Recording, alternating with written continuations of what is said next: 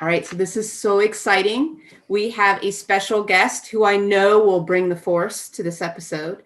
He has a new book out called The Star Wars Book to expand your knowledge of a galaxy far, far away. He has a website, a podcast, a whole really business portfolio I can't wait to talk about, Coffee with Kenobi. He's a featured blogger for StarWars.com. He's a motivator, a speaker, and most importantly, Dan Zehr is a high school literature and composition teacher. Ladies and gentlemen, grab your lightsabers. This is going to be a far out conversation. Here we go. Let's do this. Yay! Hello. Wow, Wow, what a wonderful introduction. That might be my favorite one. I think I'm going to just keep the audio of that and I'll just put that at the beginning of each show. We'll send you the sound bite. Please do. Thank you so much. It's wonderful to be here with all of you. Cool. I am going to have you're going to have to really work hard to keep the lid on me. So I'm just like brimming with joy to finally get to talk. But more importantly, like I'm awestruck about the Star Wars stuff. So it's all good. But more importantly, the teacher, the story and everything, all the goodness there. So hang on. I'll be muting myself a lot tonight if you see me just. Oh, Fred, you know, a year ago today is when I got to hang out with Harrison Ford. So if that helps keep the lid on things, I kind of doubt that. See, you did it already. Where are we going to go with that? Thanks, everybody. Have a good night. All right. Thanks for coming on. We appreciate it. Seriously, can you tell us, I thought what might be a nice thing to ask is, and maybe you get this a lot, but when did your love for Star Wars begin? Can you kind of look back and see that little spark? Oh, yeah, absolutely. Well, it came out in, of course, 1977. We all know that, but I wasn't able to see it until 1978 because every time we went to go and see it, it was always sold out. I'd seen commercials of it on TV and I thought it looked intriguing. But we weren't allowed when we were kids to see PG movies. But our cousin had told my mother that it was safe, that there was no blood, and it was just space stuff and blasting or whatever she said. So I went and I saw it, and it must have been, it was definitely the summer of 1978 because I had a C-3PO action figure from JCPenney's before, and I didn't know anything about C-3PO, but I knew it was a Star Wars figure, and I thought that was cool. So I saw the movie for the first time after it being sold out 5 different times at a drive-in movie theater in New Orleans, Louisiana for the very first time. And here we are. I mean, seriously, I don't think it's left my mind since that moment. I know my wife can certainly vouch for my adult life as far as that goes. And it's been just a source of wonder and inspiration. And it just captivated me for so long because I truly believe it is our American modern mythology. And I think there's a lot we can take from it. I could not agree more. And I think my story is very similar. My only difference is my dad took me, even though I was too young, but he was hearing all the buzz and reading all about it. And he was really into science fiction where I must get that love for it as well. And he took me and I was hooked. So it's funny when people ask, and they notice that I love Star Wars because I have all kinds of Star Wars stuff. It's funny because it's weird. I've liked it since the day that it kind of came and became this huge thing, which is really kind of interesting. And we'll talk about that. So Fred, you love Star Wars. Do you remember your little spark of love for this? Yeah, I know that my story is similar to so many others, but there was 2 things that were significant that year. Sadly, my dad passed that summer in July. The movie came out in May. We're in Pennsylvania, and really, it kind of like what you just said there, Dan. It was a PG movie. I was 10, or I was turning 10, and those were things you just didn't do then. You just kind of have to hold up. But anyway, after that event passed, my uncle had reached out to my mom and said, "Make sure you take Freddie to go see Star Wars." And he was living in Arizona. He was working for Motorola. He was doing government contract work or whatever, and he was all about science fiction. So I remember getting the message to see Star Wars. And at that point, it triggered a number of things. I remember seeing one of the early interviews on Merv Griffin. And Merv Griffin used to come on at like 4 p.m. in the afternoon. And I can remember, I think it might have been Mark Hamill and Harrison Ford or Carrie Fisher, but I remember them being on there. But I can remember going to a supermarket locally and seeing the cardboard holder for the books, the Star Wars books, and seeing the phrase Star Wars. And in a kid's mind that knew nothing about it, I'm thinking, oh, it must be a movie about wars and the stars. And then all of a sudden, of course, now I get to go to the movies. And there I saw it. And it was one of those moments where as soon as the Imperial, the Star Destroyer comes out, and it was, we never experienced anything like that. And it was like, and that blew my mind. And from that moment on, hooked, ordering the 4 figures, cardboard cutouts, everything. And to this day, it's here. And now, my son is in college, and he had a lull. All of a sudden now, him being away at school, him and his roommates have discovered, oddly enough, the prequels. Yeah. Which I know you like. He's a lot. There, and now he's teaching me stuff, and I'm like, it's so cool. It's like I want to always hand off the torch, but I didn't want to force it, and somehow now it's come back, and now that's all we talk about. So it's such a great. You're right. It's our you said our mythology. It's our modern American mythology. Yeah, I like the reciprocity you're talking about too. It's just great. Mm-hmm. And Pete, I know you have a love for Star Wars, and then I think are some of the love for the prequels because of your son, would you say? My son's not into it. Really? Yeah. Anything Dad's excited about, he rebels. We'll come around on that. We have one like that. He will see the light. He'll circle back. He'll come back. Yep. We're on the same ground with music, but not the Star Wars. Yeah, he loves Mandalorian. That's his right now. So, funny. Everybody's story is about family, the family connection, and they remember that. That's what it's all about. For me, my father was a football coach, and I just wasn't into it. And I would go to these football games, and just not very exciting for me. And I'm sitting in the bleachers, and my grandfather elbows me, and he pulls out of his sweatshirt the die-cast Star Destroyer. And we're at the top of the bleachers. Oh gosh, are you going to grab it, Dan? It looked like Dan was going to go get it. If you have one right in front, I would die. Anyway, he grabbed the Star Destroyer, gave it to me, and I had it for about 30 seconds. And I opened the little hatch at the bottom, and I dropped the blockade runner spaceship, fell down to the bottom of the bleachers, and I was like tearing up and all upset.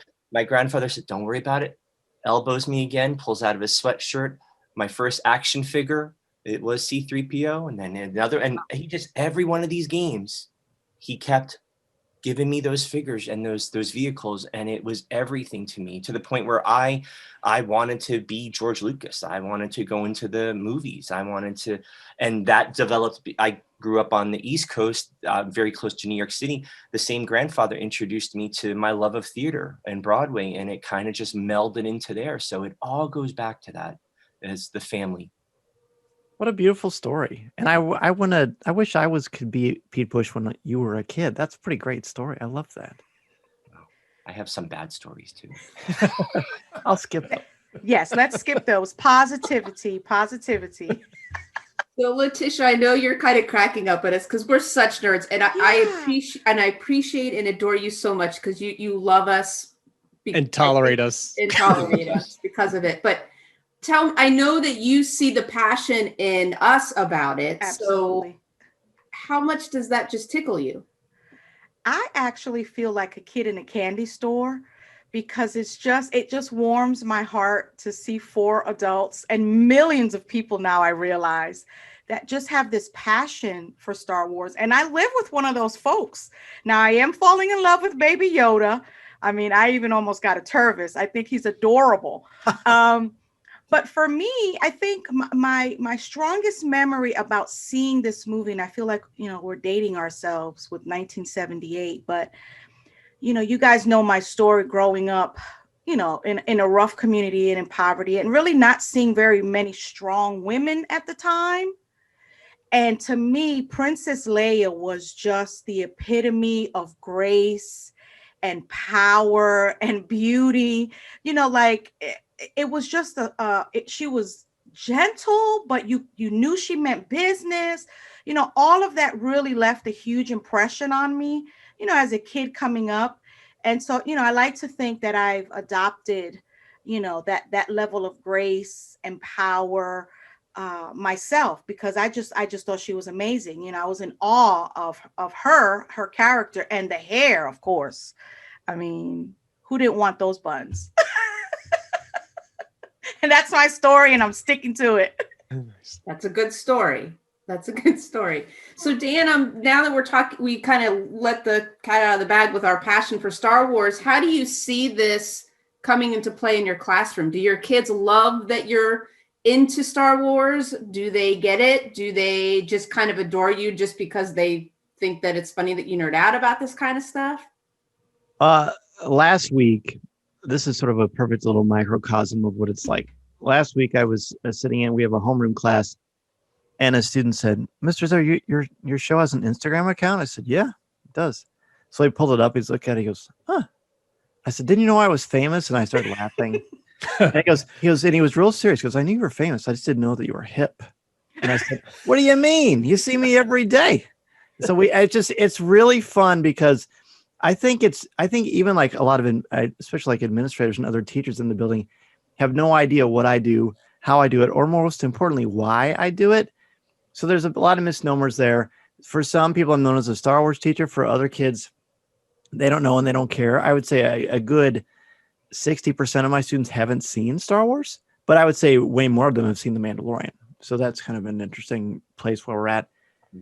So I get to introduce some of these films to a lot of them. And my standard joke is, I say, "Oh, how many of you have seen the original Star Wars: A New Hope?" And, a third of them will raise their hands, and I'll look at the other kids and I'll say, "Don't your parents love you? Come on." And so they start laughing, and then it just kind of loosens it up. And because I really want them to see, you know what, we're going to use Star Wars in the classroom for some things. Man does not live on Star Wars alone. Absolutely. But this is one way that I can bring you something that I'm passionate about, because I really very strongly feel that if you're unabashedly yourself, you give students permission to be themselves and to not apologize for who they are and try to make those things work for you. And of course, Star Wars has those wonderful themes that are timeless, that show us, hey, people from different backgrounds, people from different religions or points of view, or who live from different places can work together, can become close, can become like family for a common good. And I just think it's very rich with that. So, I mean, I could go on and on. I don't even remember what the original question is. Awesome. I'm loving it. You're fine, because you kind of hit on something. I was looking, so I mentioned that you had a book that just came out. Congratulations. Thank you. Yes, The great. Star Yes. Wars book. It's wonderful. I got myself a copy, and you wrote it with Pablo Hidalgo and Cole Horton. Is that right? That's correct. And there's a little section in here, and you're talking about themes, and I was looking through it, and I saw the teacher and learner, and you were in Yoda's, the picture on there, and I thought, it's not just that there's the teacher and the learner, but it becomes a motif even in The Mandalorian, right? That's right. I wrote that section, by the way, on Yoda. Oh, very nice. Yeah. And it got me thinking, so hold on, guys, hold on. Let me get my nerd glasses on and my nerd flag, as my brother-in-law would say. I started thinking about, I have a question for you guys that are watching The Mandalorian. I do think that there's a teacher and learner relationship between the child, Grogu.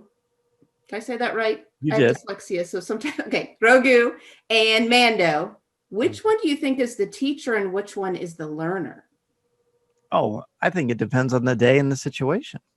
In chapter 8, when he says, take care of this little one, or maybe he'll take care of you.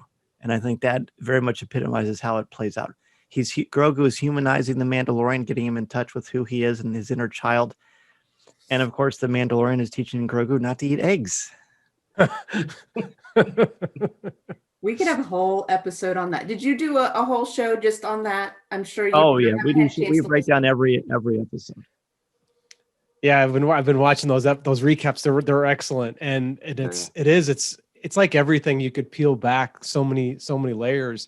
I want to go back to what you just said though about your class and them recognizing something in you that makes you approachable, I guess. Mm-hmm. Has that always been your philosophy since you became a teacher, or is that something you kind of grew into? No, I've always been someone that gravitated towards, relationships and kids, and wanting to be, when I started teaching, I wanted to be the mentor, the male role model that I feel like I was missing growing up. But then I grew out of that. I felt like that was too much pressure and expectation on kids who didn't even know that story. And that story doesn't matter after a time. What matters is you want to be someone that they can relate to, someone that is approachable, but also someone that they can respect to a degree that they know, hey, this is an adult, this person is in control, and this person is going to help me. Because, people say to me all the time, what makes a good teacher? To me, it's just one thing: relationships. That's what makes you a solid teacher. Because when it comes down to it, you're just planting little seeds. That's all that I'm doing. Planting little seeds like we all do. And if they catch fertile ground or they don't, that's not my job. My job is to give them stuff so they can start to build that confidence within themselves to love learning, to be lifelong learners, and to not be afraid to stretch outside of that comfort zone. When the biggest, most important thing about Luke Skywalker leaving Tatooine is that he feels lost. He knows there's something inside of him, but he doesn't really know what it is, doesn't know how to tap into it or how to access that. But once he starts saying yes to opportunities, because he's been prepared for those opportunities, then he does literally take his first step into a larger world. And that's what I hope that through my story and just through the students learning and growing within who they are, within themselves and their skin, they can find that too. I'm just blown away. I mean, the depth of insight that this is just bringing to the table it's mind blowing to me. And I just see such a spiritual edge to all of this. Thank you. It's like really, it's saying something to me, right? Like we have that on the inside of us. Yes. We have to tap into it. And who knew that Star Wars could get this out of us? Yes. This is just fascinating. And, when I was reading over your website and reading your article and everything, I as a recruiter, because I have my recruiter hat on, I talk to a lot of kids and I sit on an advisory board trying to get high school students interested in teaching. And one of the one thing that they say is the money, and they don't see kind of life outside the classroom. They're unfortunately surrounded by non-famous teachers that don't bring their authentic selves to the classroom every day. Sorry, guys, there are of us out there that are like that. But I love that you are showing students really that being a teacher is so much more than being in the classroom. You're spreading your message of authenticity, of love, of passion beyond the classroom, but you're still there. Why are you still in the classroom? Because if I didn't, like people say to me semi-regularly, why are you still a teacher? You could just do whatever and you can go speak or you can write books. I don't think that's true. I think what not being a teacher would be like not having one of my arms or something, or like not, Wow. just not being who I am. Before I was a teacher, I worked in insurance for almost 8 years and I was pretty miserable. And this is not to disparage people who are in insurance. We need insurance. Believe me, you need insurance. Exactly. And it's very important. And for some people, that's their passion, that's their calling, and God bless them. For me, there was always that part of me that felt drawn to education, but I kept telling myself, no, what if I don't make any money? What if students don't like me? What if I can't handle discipline? Blah, blah, blah. What if? Eventually, through working through youth at a youth group at my church, I realized, ironically, when we started, it was a group called Life Team, and there were 12 of us, which is pretty cool. And within a week, I knew one Sunday a week is not enough. I need to do this all the time. I need to be a teacher. So in my 30s, I went back to school to be a teacher, and I started hearing all those things. You're not going to make any money. It's hard to get a job. You're already in your 30s, and blah, blah, blah, blah, blah. And it never fazed me for 1 second, because I knew that it was something I had to do, not want to do, but had to do, because there's something special about getting in front of students and trying to build up confidence within themselves to be the best version of themselves that they can possibly be. And you don't apologize for that. I used to get tied up like we all do. And, oh gosh, I hope I'm the popular teacher. I hope the people like me. I hope blah, blah, blah. But then that goes away because you grow up and you just don't care, because it doesn't matter. What happens if you are you and you put yourself out there, then good things happen for everybody. I'm someone that every year at the beginning of our mythology class, because I teach mythology, I teach composition, and I teach British literature, all the seniors. And the first day I say, hey, what stories do you like? They start throwing ideas. Write them on the board. Da, da, da, da. I say, okay, that's all the stories we're going to read this year. We are? Yes. Because you know what? I can adapt anything to meet them where they are at. They get excited. And then I'm sure we're going to get into a lot of this stuff later too. But I care the most about the kids who are the most shy or the most insecure, because I was, believe it or not, I was like that. I was very much like that. So I want to instill in those young minds that, you know what, it's okay to be shy. It's also okay to be outgoing. It's okay just to breathe and be who you are. So, I mean, again, the original question, sorry about that. I can't even explain to you how much I would miss being a teacher. I used to dread the notion of retirement. I don't really dread that anymore because I feel like I can find other outlets to kind of work with what God has given me. But it's very exciting. I really feel like teaching is the best job in the world. And the fact now that I can take my teaching passion and my Star Wars passion and bridge them together, they continually lift one another up. Just real quick then, if you were to think about this, does Star Wars inspire your teaching, or does Star Wars inspire your teaching, or does your teaching inspire your results with what you do in Star Wars? I think they're almost kind of mutually exclusive to a degree, because I mean, even if I never used Star Wars, I would still feel exactly the same way about how I feel in the classroom, because I love it. I love it so much. And when we were doing remote learning, during, last year when things were really more accepted to be a remote learner, I guess. Well, I don't know if accepted is the right word, but you know what I mean. I missed being in front of students so much. Like stuff like this, Zoom helped a lot, but it was just kind of something where it built. Star Wars is certainly enhanced my teaching, because that's something the fun that I can bring to the table that I know a lot about, that I'm passionate about, but it's just popular culture in general. It could easily be the Marvel Cinematic Universe. It could be Harry Potter.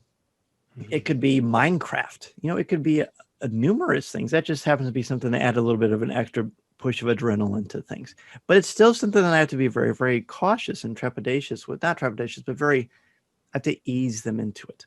Because honestly, if you kind of open up Pandora's box and say, oh, I did this, I did that, I got to this thing, I got to meet these people, it gets very overwhelming, and then it's not fun anymore. And once in a while, like a student will say, oh, Mr. Zehr, you're flexing, you're bragging. I go, look, I promise you, if I was flexing, my shirt would rip. And they laugh. And I say, no, listen, I'm just telling you, it ain't bragging if you've done it. That's what I had a Hollywood agent say to me one time. It's okay to be proud of your accomplishments. Just don't think that you're better than anyone else. And then we get into fun conversations about confidence versus arrogance, right? What's the real difference? Confidence is being at peace with who you are and who God has made you to be. Arrogance is when you think you're better than somebody else. Mm-hmm. I don't think I'm better than anybody else. I'm proud of the fact that I used to be this quiet, shy little boy who now is an educator who's hopefully making an impact. That's nice. Nice. Hey guys, can I share on a podcast that Dan was on recently? He there's a quote that I heard. I think it was just released last week. Teacher Better Talk podcast, and he said, once you start saying yes to what you are passionate about and open up to who you are supposed to be, great things can happen. And when I heard that, I wrote that down on my little memo pad. And like Letitia has, I have a wall right here with my bulletin board. And that is up there. That is up there now with all my other quotes and all, because that sums it up. Exactly what we're talking about and what it's all about. Well, thank you so much. I really appreciate that. And by the way, is that really amazing fantasy behind you? That's not the actual issue, is it? Oh, no. I was very excited. I wish. I was very excited.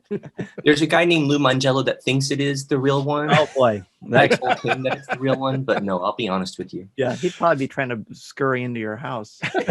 Which, by the way, he says hello. Oh, good. Okay, and we could do a trade. I see some things behind you. We could do a trade. Oh, man, you should see what is in front of me.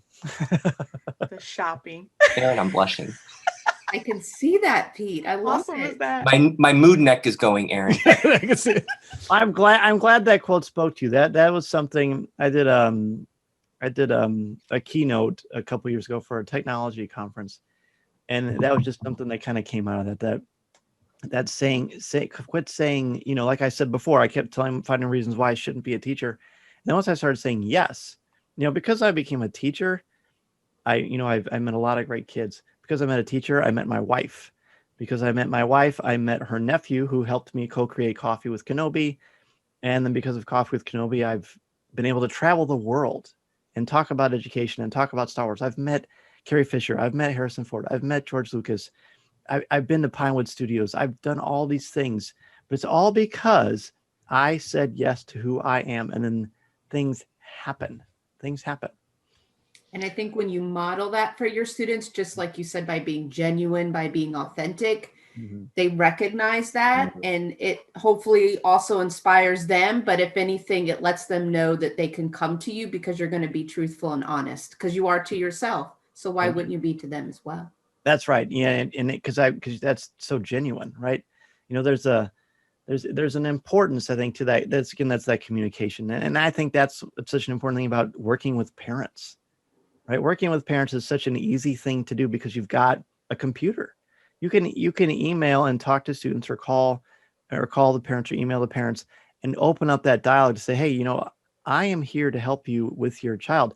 I'm going to be honest, but I think you can do it with tact and grace, because then you get that back, of course. Well, we all know that. And I think that's always been a goal with what we've been trying to do these past since COVID. Really, this podcast has been rolling along with that, and that was the message. And I think, after we talked to somebody else recently, it was that reiteration. We were lifting back that veil, but it was essentially letting parents know, and teachers, of course, that we're all in it, but we care. We're thinking about these things. And I think sometimes there's this weird wall that we put up in education between the parent and the teacher, or in my case, the older student and the professor, that they don't think that there is a humanistic relationship. And I think now more than ever, especially these past few months, that's been eroded significantly. And at least I think, and I know that's happened in my classes. Have you noticed that? Well, it sounds like you're back face to face.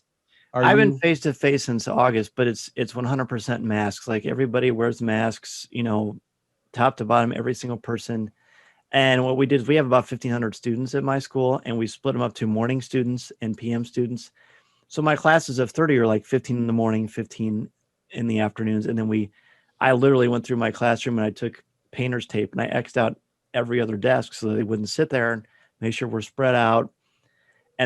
But I think it's been a little bit harder to build those relationships because, when you're doing your face mask, which I think is essential, but it's still hard to see them. So you can see their eyes, which is advantageous to a degree. You can't see them out. Yeah. But they're so reluctant to speak. And even today was our last day of regular classes. We have our finals. We start finals tomorrow. And I still have students who have hardly talked at all, which is super rare in my classes, because I try to break down those walls so everybody communicates, in an organized, friendly fashion. So in many ways, it's made it more challenging. But that, to me, that's the greatness. That's because it keeps you fresh. It keeps them engaged, because the rules have changed. So let's be resilient and change with them, right? Let's do that and break down those barriers, Fred, like you're talking about, because then they can say, you know what, you're struggling. This is hard for you. It's hard for me too. I had to cancel my family vacation. I don't get to do this with my family. I missed out on some of my Thanksgiving traditions, and I might on Christmas too. I know where you're at. I understand how you feel. And, we can find a positive way to do this together. We're doing for my composition class, we just did a thing on ethos, logos, and pathos, and different styles of persuasion and argument. And so we watched in class for a couple of days, we watched Miracle on 34th Street. And I had them take notes on different samples of argument. I think it's a 1947 film. It's full of all these wonderful styles of persuasion. And so at the end of it, I say, you know what? This lawyer proved to everybody that Santa Claus was real. They use ethos, logos, and pathos. Now, is that real? It's a fun, beautiful, fictionalized account of things, but they used the evidence and the research that they had to persuade. So for their college writing class, I had them write a letter to Santa Claus, 2 pages. They had to use a couple of resources from the databases. They had to use ethos, logos, and pathos, but they had to try to persuade. And the conversations that have come out of that are just beautiful. Like, bring tears to your eyes. Sometimes it's something like, oh, I really need a car. But sometimes it's like, you know what? My mom and dad don't have a job. I have to work. I'm glad we have half days because I have to work to support my family. I wish COVID was over so my parents could get jobs. It just brings tears to your eyes, but it's breaking down barriers and showing them they've got safe places to land with people who care about them. Do you find your students are surprised in those types of assignments and that you're asking them to do that? Are they comfortable with it at first, or does it take them a minute to kind of realize, oh no, he's being pretty serious. This is how we're going to show our understanding of something? No, they're very comfortable because, I mean, I don't throw out that kind of stuff from day one. You know, I think you got to ease into that and sort of establish sort of a precedence for things. But because I'm so, I mean, I'm fun and lighthearted, but I'm very serious about what I do, and they know that. And so there's instant buy-in because I've taken those steps throughout the semester to make sure that when we get to these kind of things, it's okay to be creative, but still to be, you know, analytical. You know, use your rhetorical approach of language and discussion to help put your thoughts out there. So yeah, it's very rewarding. And I realize sometimes not everybody would be able to or want to do things like that. But to me, it makes a level of authenticity. It's not just, hey, let's read something by some dead white guy, you know, because that's not always effective. You know, let's try to find a better way to do that, to bridge those gaps. Yeah, you got to chunk it. I used to do Hamlet every year. Oh, love Hamlet. Love Hamlet. I've probably read it 100 times, and every time I read it, I find something new and exciting about it. But I got to thinking one year, I listened to a TED Talk radio episode on NPR, and they were talking about lies and different ways we lie to ourselves, whether we realize it or not, or lie to each other, even magicians and how they technically are really lying to the audience, right, to get you to believe something. And I thought, isn't this interesting? Maybe with Hamlet, that I'll try something with the kids about this, you know, thinking about who's really lying to whom and who's lying to themselves. Does Hamlet really believe everything that he's saying, that he's going to act crazy, or is he really crazy? And so one of the things on there was the guy, I don't know if you've heard of him, but he started getting postcards from people with their secrets, some of them, their deepest, darkest secrets they've never told anyone. I'll give you an example one because it affected me so much when I heard this one. He got a postcard that someone wrote on there, and no one says, you know, who it is. And they said, my family thinks I died on 9/11. So it's like, it can be that serious to just simple things, you know, like I stole money from my mom's purse or something like that. Mm-hmm. So we were talking about lies and doing all this. Long story short, I had the kids send in the postcard to this guy. I brought in postcard, you know, I asked them to bring in postcards. I had postcards for kids who couldn't do them.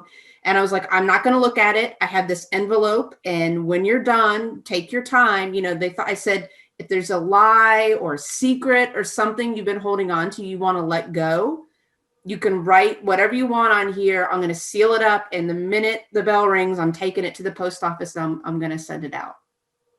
Wow. It was really, really a cool. Beautiful. See, in both of that example, it's just like all those things that we do, like we can rationalize that. We can, if we can explain to them and to administrators or parents or anybody, look, this is why we're doing this. We're really teaching thinking. We're really teaching skills and habits and patterns of excellence, and, you know, tying them into actual tangible things that work in their lives. So that's beautiful. Yeah, I think, you know, at this past term, we were doing some different labs from my one class, and Aaron and I were talking about, you know, the energy dip that we saw and we continue to see, actually, sadly. I mean, it's been different. It's been challenging because we're fully remote. Yeah. Yes. And so I angled an assignment where we worked on the hashtag choose the good. Once again, coming from Mangello and other folks, right, that are out there. And you asked, I think, Aaron, or you just said something before about did you see the effects, or how did it come out of them? And I was stunned by the fact that they were struggling to find the good. Mm-hmm. And I don't think it was a reflection on them as a whole human being. I think it was them in this period of time.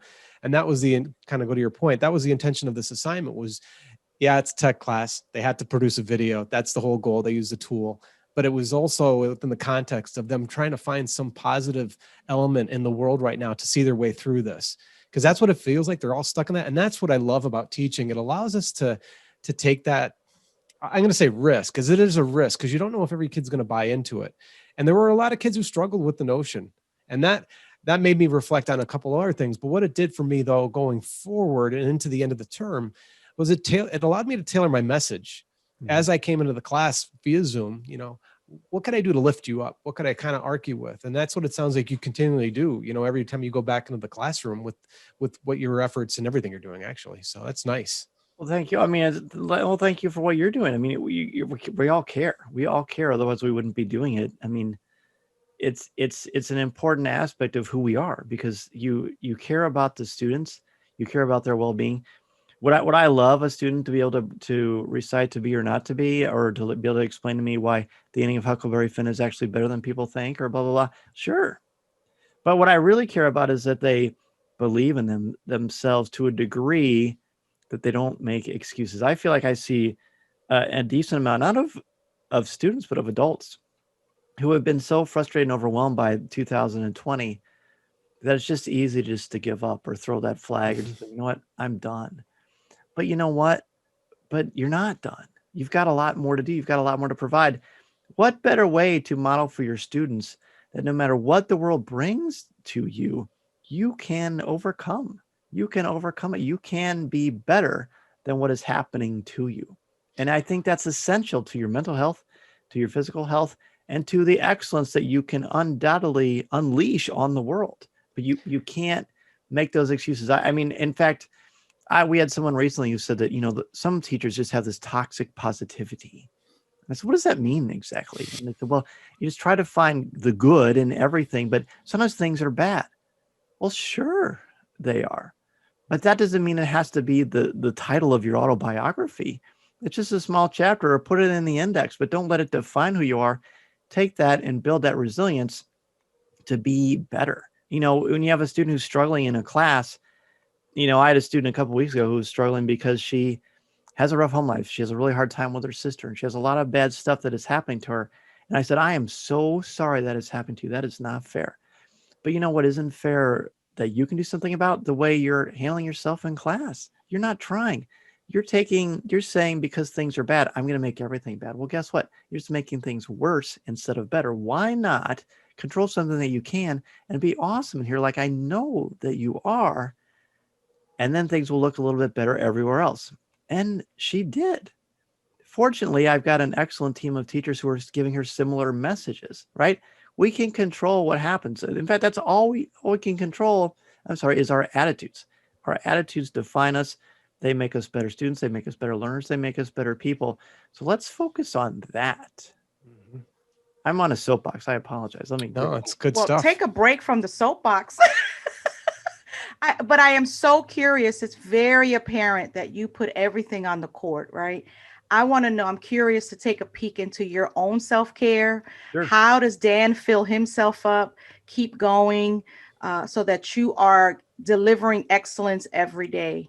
Right. Well, I don't know if I deliver excellence every day. I hope I do. I like that. You're good at this. You gotta be positive. End of that. Amen. No, I very much believe in, I don't know if you've heard of Matthew Kelly, but he's a Catholic writer, and he talks about the balance that we have every single day, your spiritual, physical, psychological, and everything. So I make sure to exercise 3-4 times a week. I make sure to spend a lot of quality time with my family. I make sure to get a bit of alone time. I have coffee with Kenobi that I put probably 40-45 hours a week into. Wow. And then that's in the evenings, while still being a dad to 3 boys, and my amazing wife, who's just an incredible person, resource, advocate, everything to help funnel that, and just being able to be a teacher, right? It's just, I know there's a lot of things I like. I just have to be very mindful that where I'm at, that's where I'm at.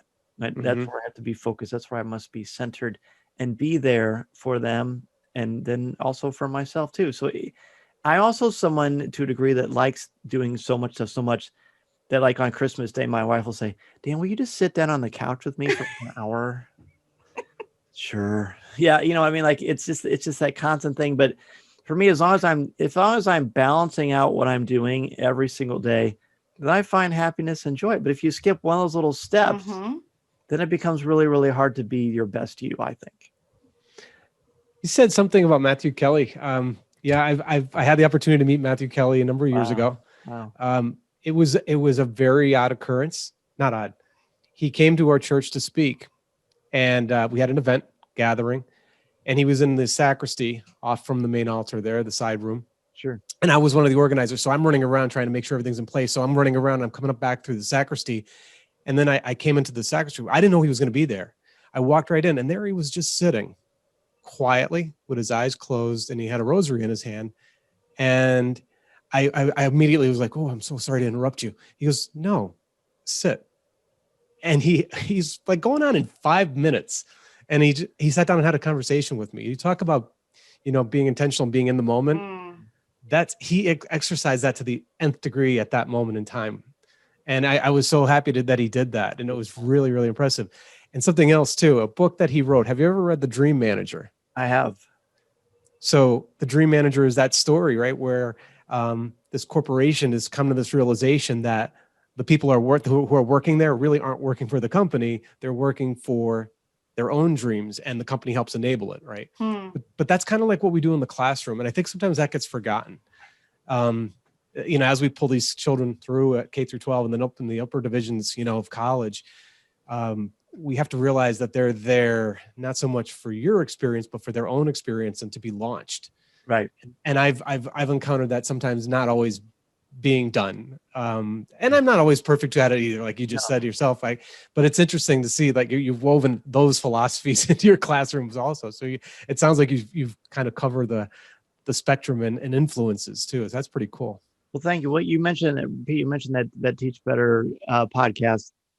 We talked a lot on that show about finding your voice, finding your teacher voice, finding your authentic self, and in how that is very much a lifelong journey. I remember when I first started teaching, I something had happened. I don't remember. I remember being really frustrated with myself for the situation. And my friend, she said, there's only one perfect teacher, and he walked on water, and that is not any of us. And I said, I know for sure. And she said, so it's okay to make mistakes or to be frustrated or to fail or not have great days or whatever, but don't let that be don't let that be your compass. Find another way to approach that. And, you mentioned that mindfulness and like being in that moment, who's honestly good at that. And I bring him up because obviously we're all fans, but Lou Mangello is so good at that. I mean, if you've seen him in person, you've seen him around people, lots of people love to talk to Lou, and he's so great and he's so fun.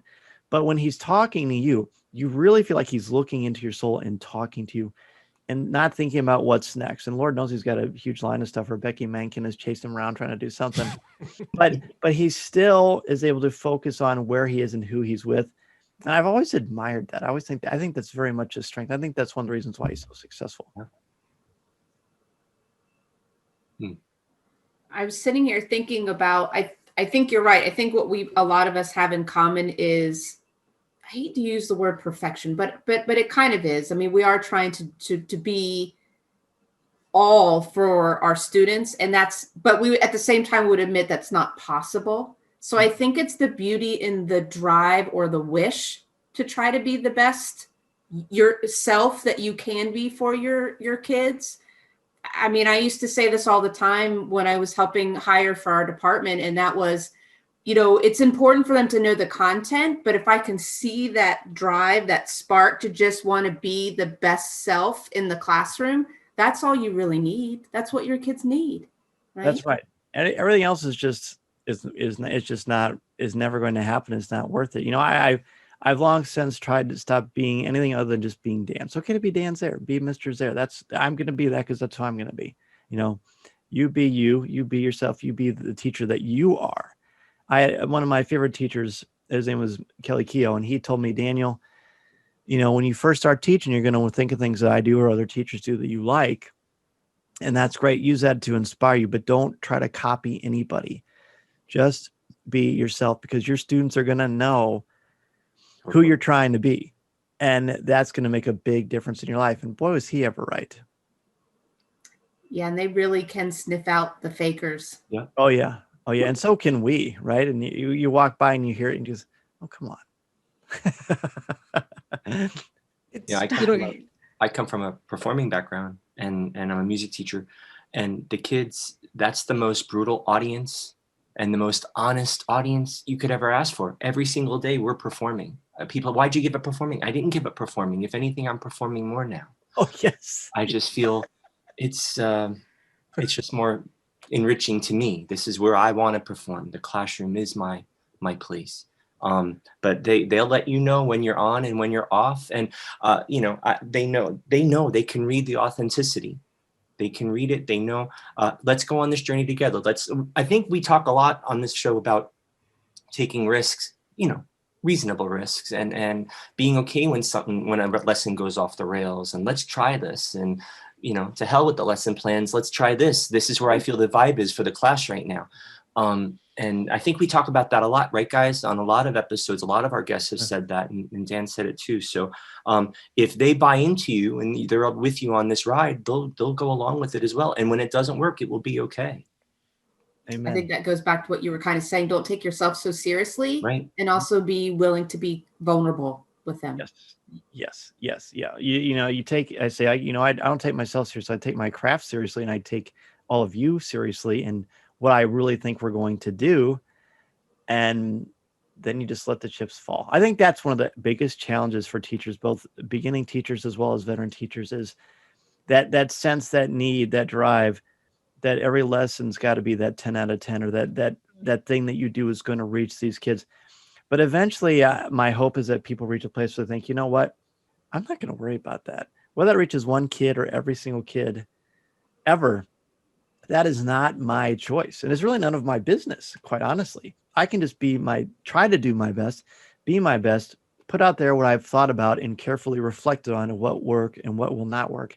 And like you said, sometimes the lesson plans you got to throw them out. Sometimes you just got to trust your gut. And maybe there's a certain kid that has a certain need that you can use to help everybody, right? You just have to be sort of like, you're always like that, we're like Joe Montana or insert great quarterback here. It's certainly not anybody on the Chicago Bears, unfortunately for me.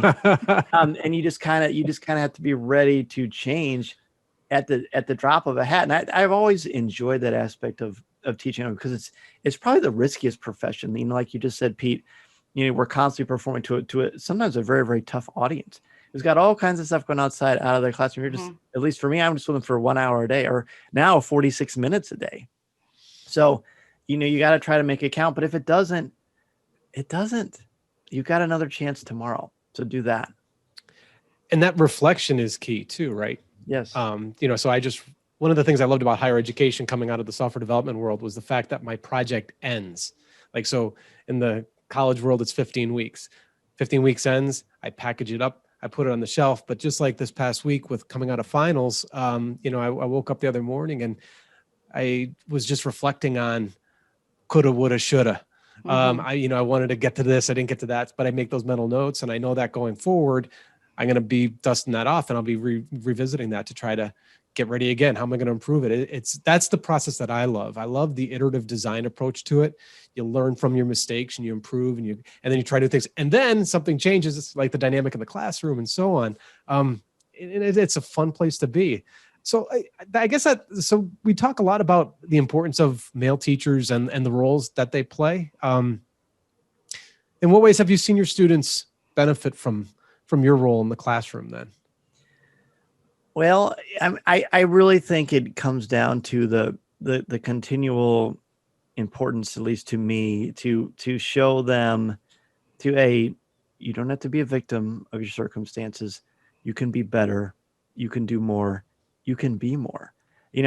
That combined with apathy, I think apathy is very challenging. And I think I sound like, I'm going to sit on my porch and start yelling at squirrels or something. But I mean, technology sometimes can be a problem, right? Sometimes it can be a huge distraction. My wife will say, geez, you're so old sometimes. And she'll laugh, and I'll say, look, I do have an old soul, but it doesn't change the fact that sometimes these things get in your way. When I first started teaching, I think we can all probably relate to this. When I gave some students or a class free time, loud, super loud, right? Everybody's talking, blah, blah, blah, moving around. Now, when I give students free time, no one says a word because they're on their phones and they're talking to each other, blah, blah, blah. And so you have to kind of try to find that way, and I believe, to instill that confidence where they get to a point where they're not afraid to just like actually turn to the person and say, hey, how's it going? You don't have to send them a snap when they're 2 inches away, right? You can actually talk to them and have that conversation. So I hope that my role is to show them, believe in who you are, believe in what you have, and don't be ashamed of that. Don't be ashamed of your gender or your gender preference or your sexual identity or your race, your creed, your color, your faith. your passions, your dislikes, whatever. Just be who you are, man. And don't worry about if people accept that or they don't. You got to accept you. And then it's almost like we talked about, you sort of open up this world of, you become like a magnet, don't you? You draw like I would love to know how all of you got together and how you all started this wonderful podcast. And like your energy, your atmosphere, your chemistry is quite palpable and quite beautiful because you've opened yourselves up to who you are and what you care about. And then, wow, look at all the cool things that happen. I have so many students. I have this massive, massive classroom wall that's full of senior pictures from 15 plus years of education. And I can walk by that wall anytime and I can point out all kinds of students who met in my classroom and now they're married and they have kids. Now it's not because I was up there singing Louis Prima or anything like that, because they met there, right? You help them to break down barriers that they sometimes build up or that the world builds up for themselves. And it's really fun. I hope I don't sound too didactic. I'm just excited. It's Not at all. Like-minded people. No, it's so great. And it's really how we did start this whole thing, because we were talking like this anyways. And we thought, why don't we just start recording it? Because other people might, get something out of it too. One of Fred's, things that he really kind of makes sure we do too is that peek behind the curtain. Also let parents just kind of hear what we're going through and that we are human and things that maybe they can learn from us that could help their kids, or what maybe they'll reach out to us and tell us how we can do better to help our students. So it's just kind of been really great. And what you said earlier about just keep saying yes, I feel like in this instance, we keep doing that. And I'm just so blessed to be able to meet with them every week and have these discussions, but then also meeting people like you and other guests that are coming on. It's just, it's very fulfilling. I'm so glad. No, it's fulfilling for me because you guys are doing important work and inspiring a lot of us. Thank you for that. Thank you. Thanks. I'm trying not to cry, guys. I'm the crybaby of the family. So I'm wondering, I'm going to bring it back a little bit to Star Wars. Okay, I've heard of that. You're okay with that? Okay, good. Pete, you good with that? Awesome. I'm on. We're ready. Let's do it. So I'm sitting here thinking we're getting towards the end of this semester for winter break. Mm-hmm. And typically even though we don't expect it, and this year's a little bit different, a lot of little gifts or little notes start to come to our desks as a end of the year, end of this part of the semester. Thank you. Have you gotten any kind of creative, crazy, goofy, sweet Star Wars gifts from your students throughout the years that you remember? Oh yeah. Yeah. Just like all kinds, like one thing that we do that's super fun, I think this is my favorite thing that happens to be Star Wars related too, is I bring it as soon as we come back from Thanksgiving break. I bring a 6-foot Christmas tree into my classroom. And I put it right at the front, plug it in. Don't ask for permission. I just do it. And then I say, hey, make ornaments. Don't go in the Walmart in the aisle that nobody goes to except for your grandmother and buy me a little marshmallow snowman, because I'll know that's where it came from. Just make something that you want to make that we'll put up on the tree. And now, I give up the 10 extra credit points, which is a good chunk of change for the percentage that we have. So, and invariably they're like, does it have to be Star Wars? Does it have to be blah, blah? No, it doesn't. Just make a Christmas ornament, do whatever. So often they are Star Wars related. This year a student crocheted a Grogu with a Santa hat, or one year someone made this huge Christmas tree skirt that on one side is Darth Vader, on the other side is the Marvel superheroes. So cool, right? Now I've never shown the Marvel one yet because it's just I'm not there, but eventually I might be. Dan, let me know when you're ready, because Age of Ultron, there is a whole lesson right there just Really? based on, oh my gosh. We'll talk after, but yes. I love it. No, that's cool. So no, there's a lot of fun things like that. I've had parents give me massive Star Wars blankets that they've knitted, or like R2-D2 statues or action figures, and it's just a lot of really fun stuff like that. But my favorite thing really is the ornaments. In fact, some of these stockings down here, there's a few of them that some students have made. It's just kind of fun to engage that creative side. They're like, I've never tried anything like this before. Sweet. That's the point. That's great. Try all that kind of stuff. As long as it's not illegal, you should try it. My takeaway, guys, because we always do a takeaway, Dan. We're not at that part quite yet. We're almost there. But will be, once again, to remind all of us educators, ask for forgiveness later. Don't ask for permission. Right. Ask for forgiveness later. That's nice. Do you guys I'm looking. Yeah, go ahead, Fred. No, I was just gonna say I'm looking at the back of your on the wall there. So I on your one action figure there, it looks like it's Lando, but in it, there's an orange circle next to it. Is Oh. that a Revenge of the Jedi or Return of the Jedi logo? It's neither. It's a retro sticker. Okay. Hasbro last year came out with basically they resculpted from the The original 40th. molds. Yep. And so I've got all those, and I've got the original ones in front of me. You can't see them, but I've got them all. Those are open. I've got about 25 that aren't opened, but I've got like this wall. I'll have to take a picture and I'll send it to you guys so you can send it out. But I've got all of them all over the place. I do a Facebook Live every Monday night at 8:00 Central Time. So I've learned a lot with lighting. I don't have my whole lighting thing set up right now, but the glare, there's just so many. I mean, it's fun, right? Yeah.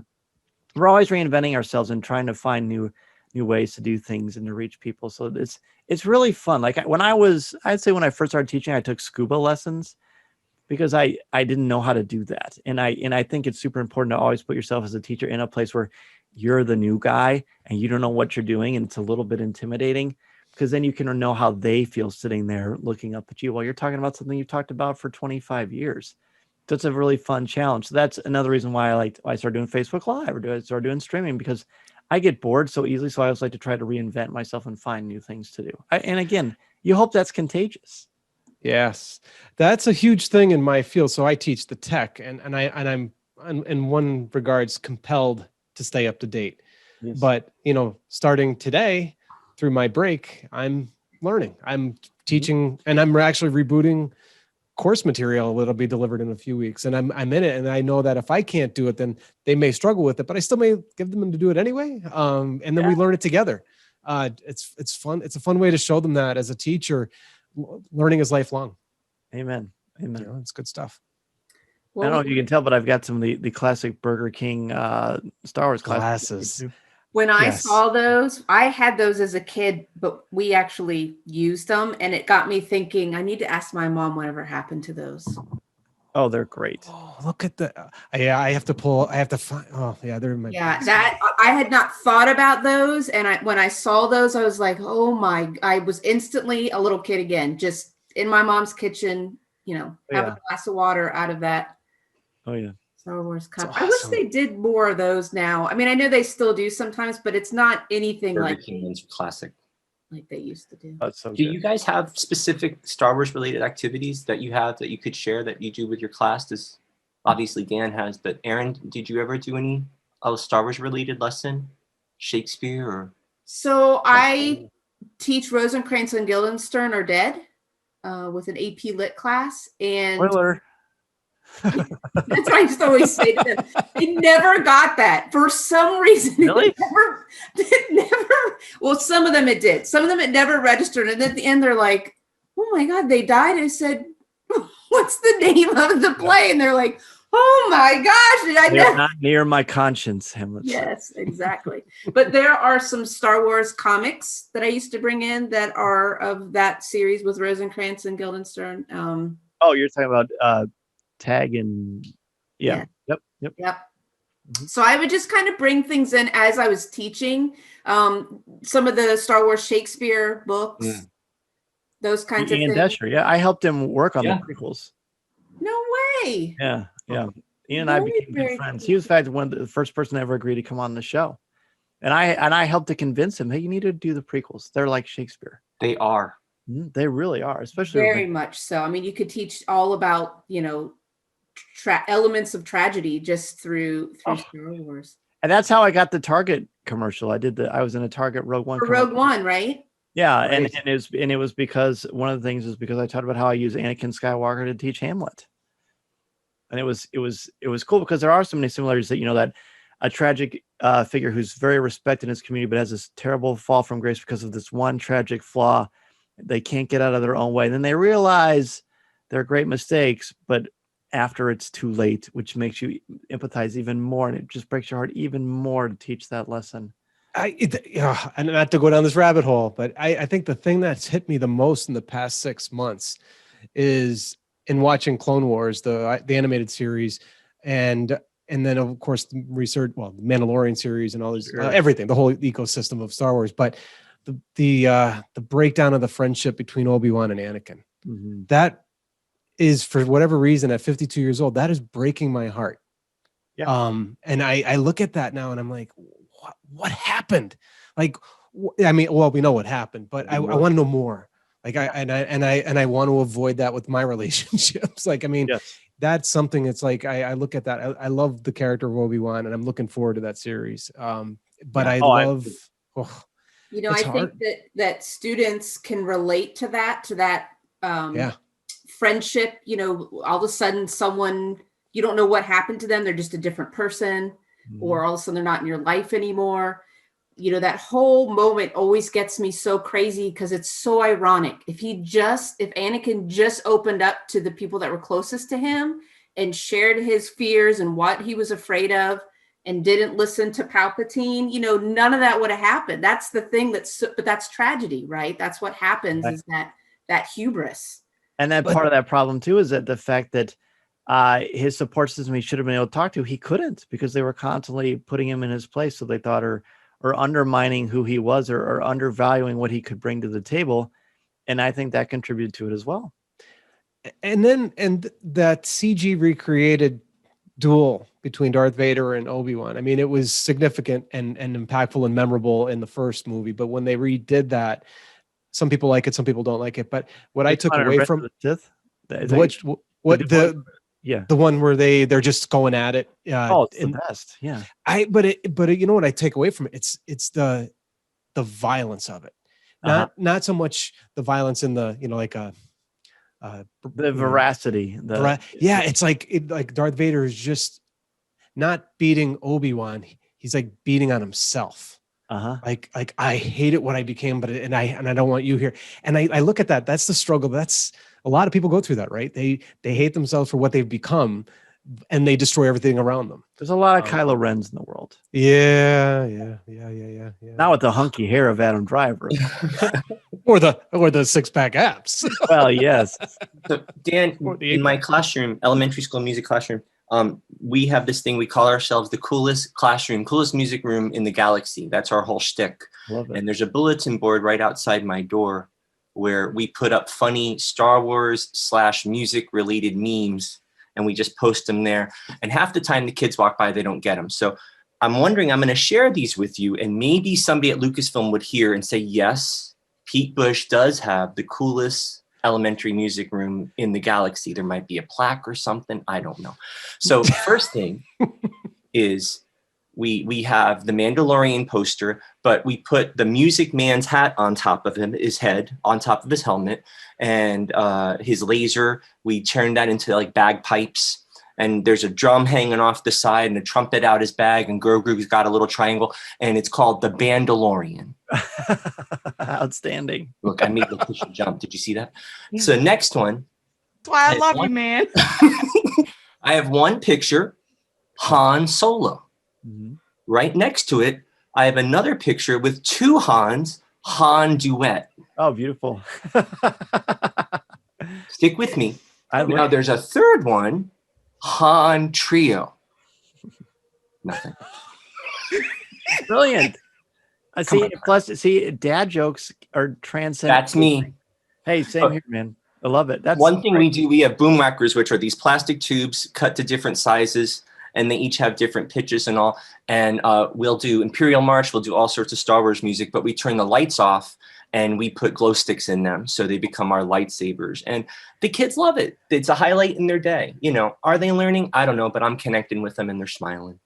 Hey, that is learning. That's more important than anything we could teach them. And when I was in music school, John Williams was a dirty word. Like, nobody respected him. Yeah, you know, and I was one of the ones, like, it doesn't have to be some dead white guy from Europe to be respected music. I mean, there's only never comb their hair. Yeah. You know. So I definitely didn't do the meme thing, but for this, you were asking about the Star Wars exercises. I have to teach a database course, which you can't get any more dry and Well, I love databases, so I think everybody should love databases. But yeah, the widget example and all that other stuff. So I ended up just creating a database of the Star Wars universe. So the students will be working with data sets that build their databases and so on. And I'm hoping that that's going to lead into another class where they'll keep on going. But I had to do something because I was losing my mind actually teaching the class. But I thought, why not just, like you said, pull it into their space? So that's what I put up on the Get Me Coding site. I said, if you want to download this data set, you can go out there and use it and use it in your classroom and then build on it too. Because I know there's other people who have data sets out there, but I try to put it into a package that makes it easy to use. Because I always found myself scurrying across the internet trying to find resources, and it was never, it's they're out there. There's no doubt about it. Sure. But it's fun to find that stuff. It's like a treasure. It's gold. Yeah, it is gold. Yeah, like Indiana Jones, right? Yes. Yes. Oh, it's like, oh, I could use that. I could use that. I was thinking Spaceballs for some reason, but that's a whole nother. So Dan, when we kind of tie up the end of the conversation, we like to each give a little takeaway that we learned from the conversation, because the conversation wasn't really planned, right? And so we each like to kind of give something positive or something for everyone to think about. So is there anyone who wants to go first? I feel like we have a lot of little nice nuggets in here. I'll jump out this time, I guess. Ably. A. I'm always in the front row, first seat to the right. So let Dan go last. I'm usually last. Yeah. I think the most impactful thing, and it's a fantastic reminder, especially now this time of the year, because we're doing this recording. It's a week before Christmas for those who had, recognize the Christmas holiday and then the holiday season. But it's the ability to say yes, and to those things being, accepting your authentic self. I think that's such an important reminder, at this time of Advent, in a way, for those of us who recognize the Advent season, but also just to kind of say, I'm going to be my authentic self, and I'm going to give my best and continue to strive to not perfect, but push forward my best version of myself so my students can become their best versions. I love it. Great. I love the balance. Oh, she took mine. Oh, I'm sorry. That's right. You have a different way to explain it. Yeah, exactly. Your voice needs to be heard, sir. Thank you. You may have a musical spin to it. But I think the balance daily, it's when you are your authentic self and you're putting everything out, that can drain you, right? When you're giving all of who you are, although I think there is a grace that goes along with that. But I love the point about making sure that you practice it daily and not skip a day or skip an activity. If you're committed to walking 3 times a day or exercising 3 times a day, honor your word to yourself so that you can keep giving and just pouring into your students. So I love that you have a wonderful practice of taking care of yourself and the importance of honoring it daily. Yeah, thank you. That discipline, man, it's just so important, isn't it? Certainly. Pete? Yeah, I'm going to go with the balance. I've been listening to Dan for years, and to put a face with the voice and say, yeah, he is that nice, and he's very gracious with his time, and he's walking the walk, he's talking the talk.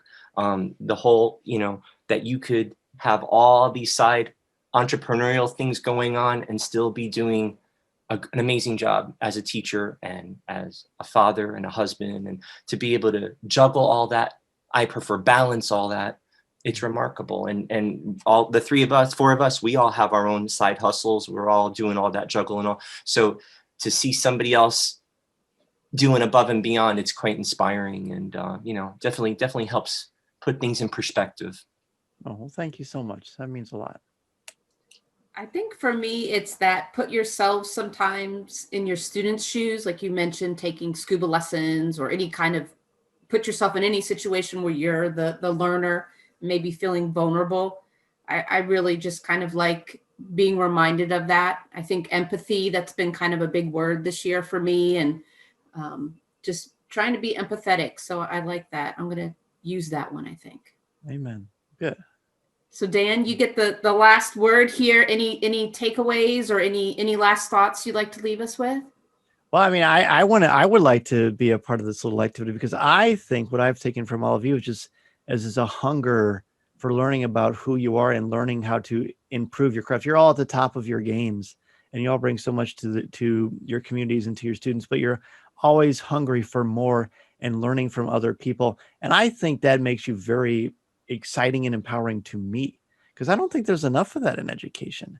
I've said this many times, but I feel like sometimes you can't really, people say you can really tell who your friends are when you're struggling. I don't think that's true. I think you can tell who your friends are when you're successful, or when you're doing something at a level that some people aren't comfortable at reaching, because it's much easier to just kind of settle or to be mediocre because you're afraid to fail.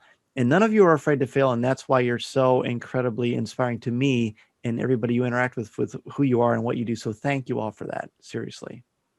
Thank you, Dan. Thanks. Thank you. Before you leave, could you want to tell our listeners and our friends and colleagues out there some different places where they can find you? Absolutely. Well, you can find me on Twitter at Mr. Zehr, MRZEHR, on Instagram at Dan Zehr, CWK. You can find Coffee with Kenobi everywhere you listen to podcasts, on YouTube, on Instagram, on Facebook, on Twitter, on Pinterest. I have a Monday night live show, 8:00 p.m. Central Standard Time every week, where I try to, it's very interactive. Students can show up, or anybody comes up from all over the place. We have top fives every week of a certain Star Wars topic. I always say the week before, and they can prepare it. If you have, and I write, as you said, I write for StarWars.com, sometimes for IGN. The Star Wars book's doing very, very well. You can find it on Amazon, Barnes & Noble, Target, Walmart, anywhere you can find books. You can find it. It really is a series of curated essays to make you think about Star Wars in a different way and really kind of explore this wonderful mythology that we have. What else am I doing? Oh, and if you have a podcast or a blog, or want to start a podcast or a blog, and you're really looking to grow your brand, or kind of find who you want to be, through this medium, you can go to danzmedia.com, and I will help you take your first step into a larger world. Nice. Awesome. Nice. Great. I was excited the other day at Barnes and Noble's when I saw your book there, and it is actually wrapped. It's going to be a gift. This Wonderful. got to watch how loud I speak here. Sure. So hopefully I can get a virtual autograph from you so we can pass it along to my son. You can send it to me, and I can send it back to you before Christmas. We could try doing that. Yeah, maybe we will. I mean, yesterday someone sent me 20 books, and then they wanted me to mail it back to them. And it cost $65. Wow. Books are heavy. Why? No, that's cool. No, so I'm happy to talk with anybody anytime about Star Wars, about education, about how sad it is to be a Chicago Bears fan, because I empathize with you. But you know what? We're gonna get through it.